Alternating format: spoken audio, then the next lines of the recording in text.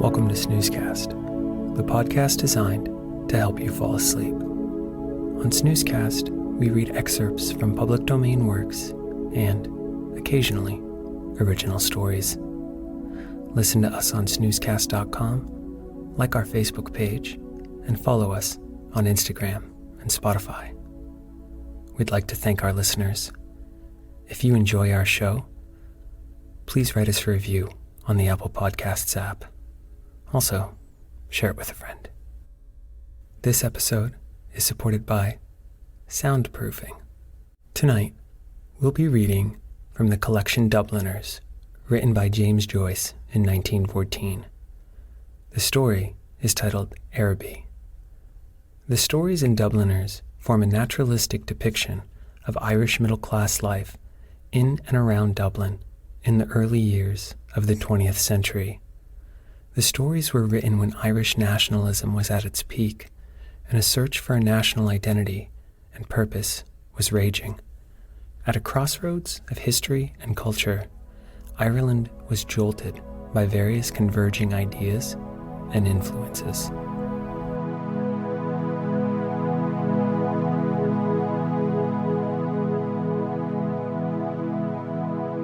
Let's get cozy. Close your eyes. Relax your body into the softness of your bed. Now, take a few deep breaths.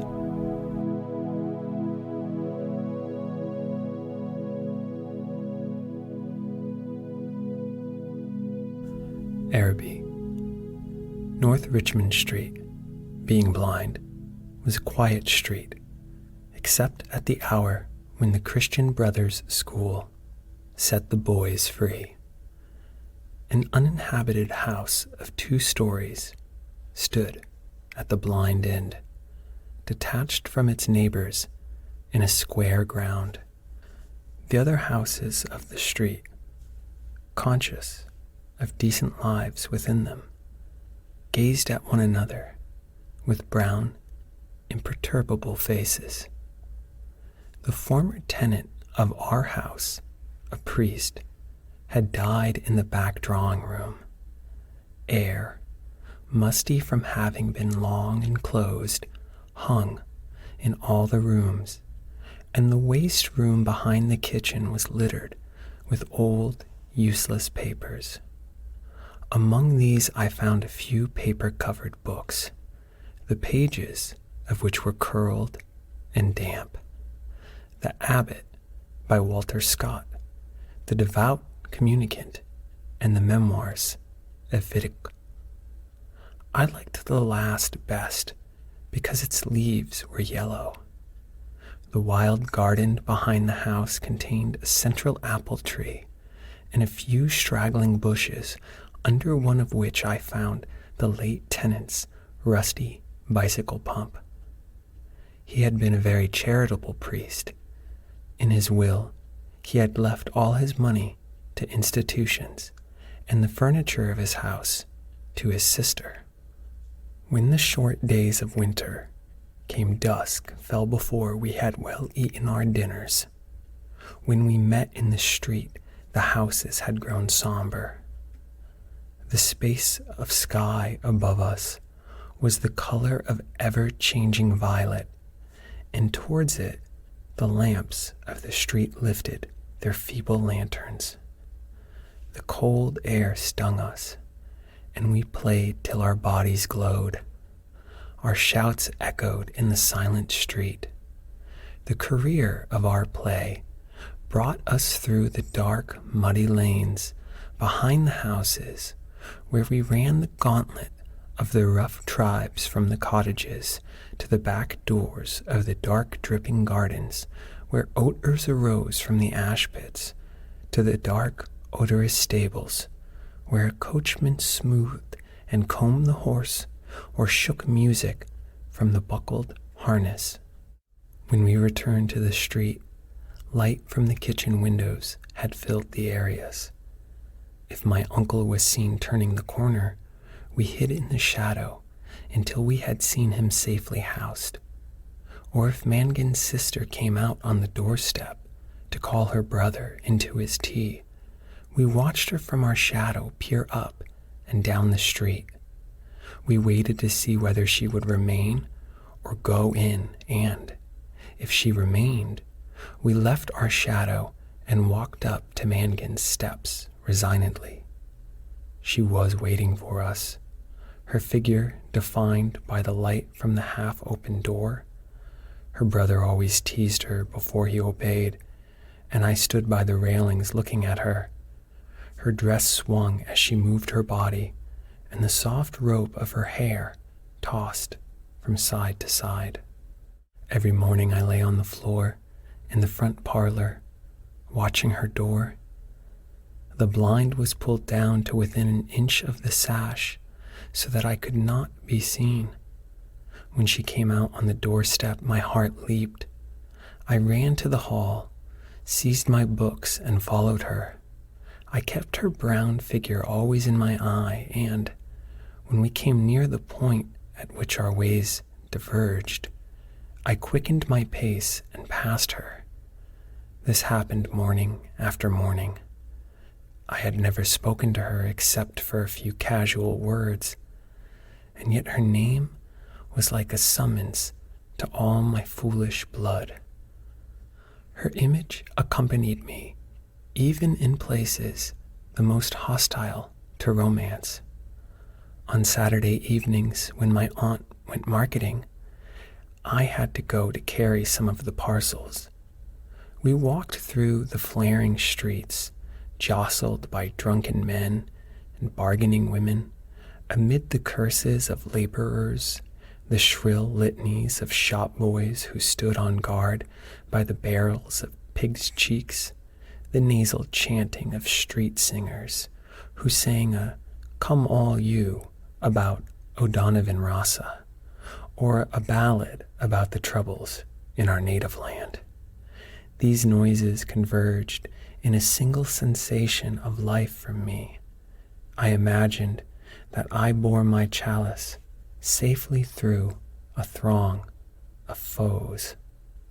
Her name sprang to my lips at moments in strange prayers and praises which I myself did not understand. My eyes were often full of tears. I could not tell why, and at times a flood from my heart seemed to pour itself out into my bosom. I thought little of the future.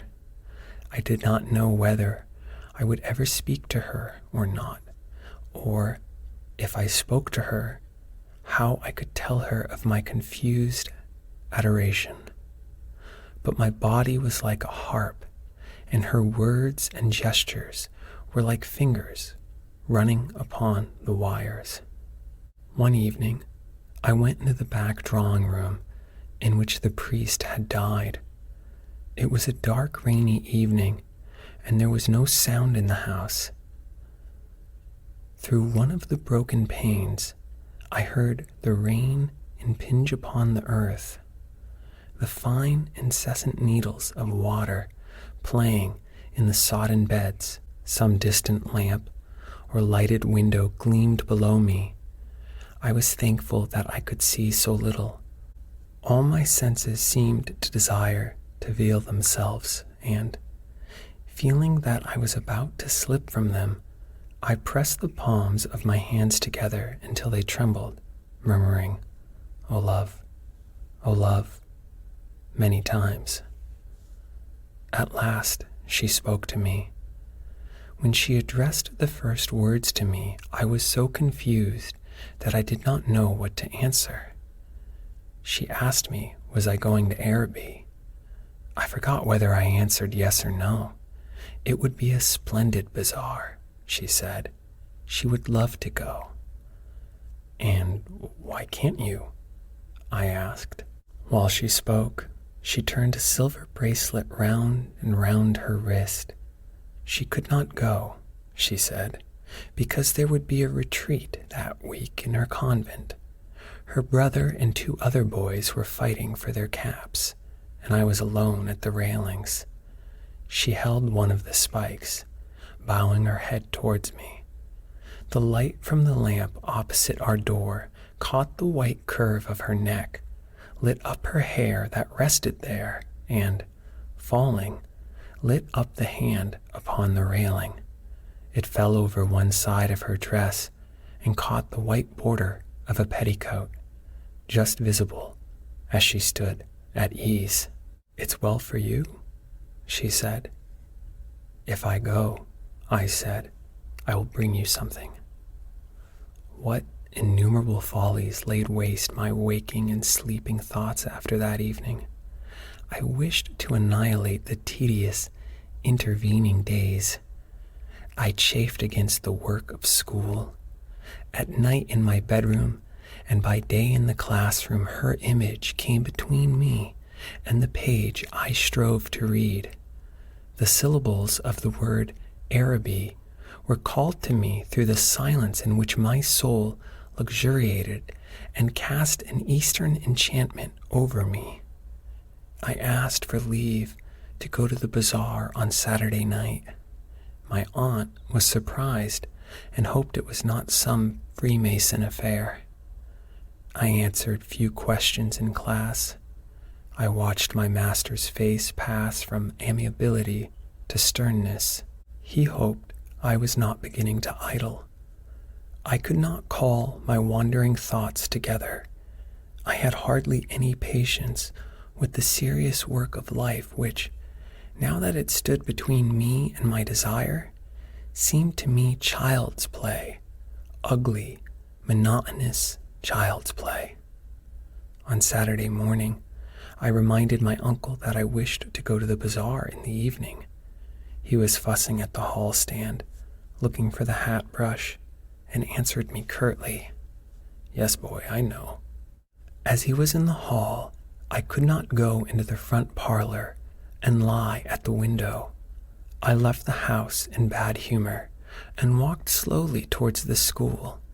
The air was pitilessly raw, and already my heart misgave me. When I came home to dinner, my uncle had not yet been home. Still, it was early.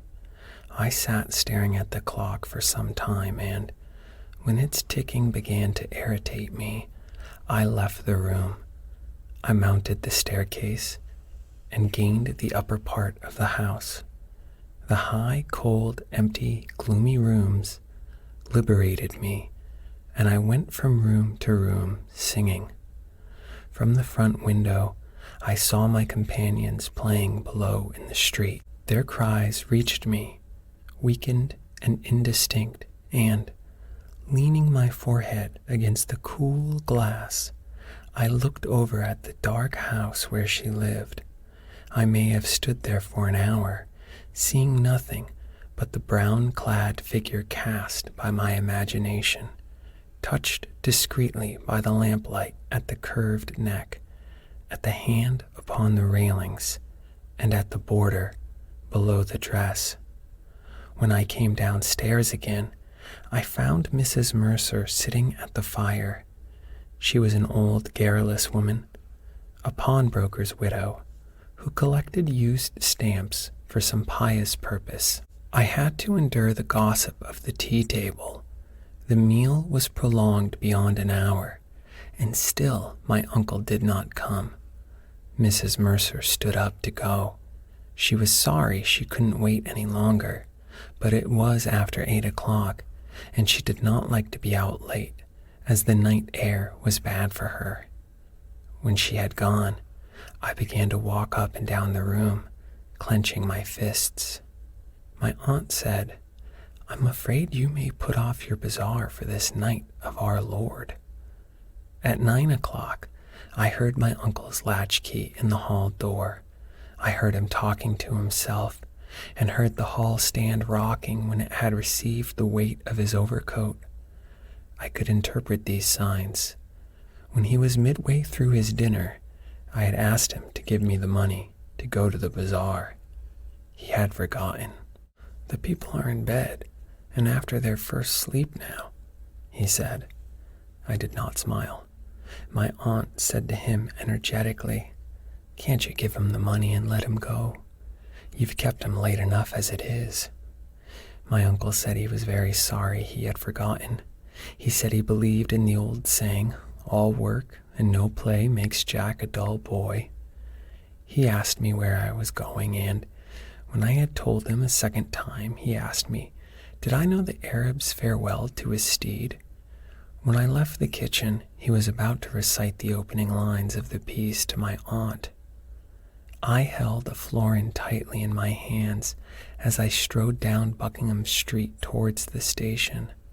The sight of the streets thronged with buyers and glaring with gas recalled to me the purpose of my journey. I took my seat in a third-class carriage of a deserted train. After an intolerable delay, the train moved out of the station slowly. It crept onward among ruinous houses and over the twinkling river. At Westland Row Station, a crowd of people pressed to the carriage doors, but the porters moved them back, saying that it was a special train for the bazaar. I remained alone in the bare carriage. In a few minutes, the train drew up beside an improvised wooden platform. I passed out onto the road and saw by the lighted dial of a clock that it was 10 minutes to 10. In front of me was a large building which displayed the magical name. I could not find any sixpenny entrance, and, fearing that the bazaar would be closed, I passed in quickly through a turnstile, handing a shilling to a weary-looking man. I found myself in a big hall, girdled at half its height by a gallery. Nearly all the stalls were closed, and the greater part of the hall was in darkness. I recognized a silence like that which pervades a church after a service. I walked into the center of the bazaar timidly. A few people were gathered about the stalls which were still open. Before a curtain, over which the words Café Chantant were written in colored lamps, 2 men were counting money on a salver. I listened to the fall of coins. Remembering with difficulty why I had come, I went over to one of the stalls and examined porcelain vases and flowered tea sets. At the door of the stall, a young lady was talking and laughing with 2 young gentlemen. I remarked their English accents and listened vaguely to their conversation. "Oh, I never said such a thing." "Oh, but you did." "Oh, but I didn't." "Didn't she say that?" "Yes, I heard her."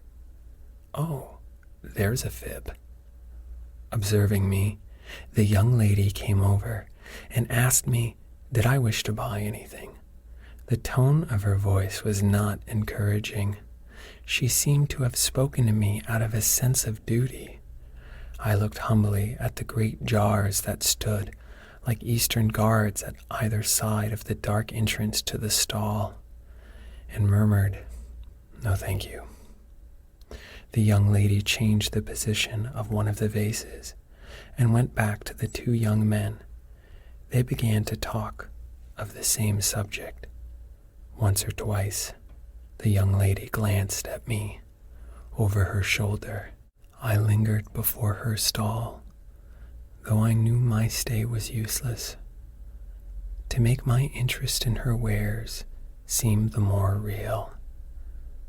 Then I turned away slowly and walked down the middle of the bazaar. I allowed the 2 pennies to fall against the 6 pence in my pocket. I heard a voice call from one end of the gallery that the light was out. The upper part of the hall was now completely dark. Gazing up into the darkness, I saw myself as a creature driven and derided by vanity, and my eyes burned with anguish and anger.